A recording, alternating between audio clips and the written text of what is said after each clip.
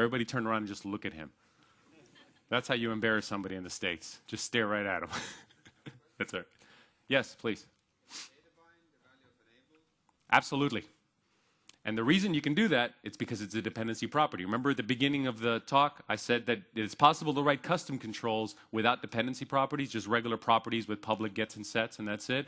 But then you're not letting WPF manage them. And if WPF doesn't manage the properties, they're not subject to binding. But the fact that this is a dependency property lets me do it in binding. So absolutely I can do it. So this true or false right here can go squiggly braces binding space equal to some kind of bindable property. So yeah, you get all the beauty of the WPF architecture built into these extensions. So the result of this is that now I can do this, and as soon as I lose focus, it eliminates all of that. Something that I would otherwise have to do in the code behind of the lost focus event.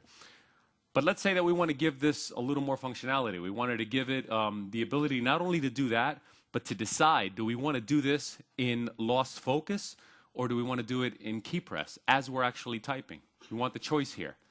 So let's extend it a little more. I can add as many properties to an attached property behavior as I want, but it starts to get a little hairy because remember, the behavior is, the action of the setup of the behavior happens on the change of one of the properties.